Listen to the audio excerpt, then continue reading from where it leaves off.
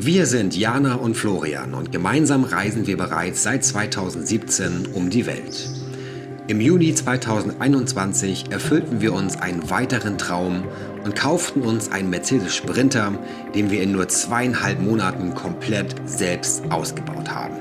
Seitdem reisen wir gemeinsam als Florianer mit unserem Camper Carlsson durch Europa. In den letzten 3,5 Jahren haben wir einiges erlebt und gesehen.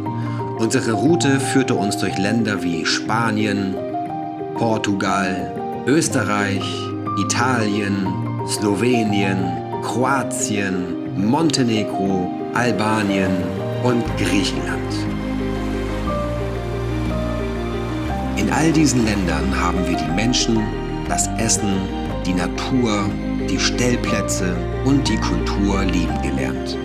All das und viele weitere Erinnerungen und Abenteuer haben wir in über 100 Videos auf YouTube festgehalten. Und nun zeigen wir euch einen kleinen Ausschnitt dieser Abenteuer von unserer letzten großen Reise von Slowenien bis nach Griechenland und wünschen euch viel Spaß beim Schauen.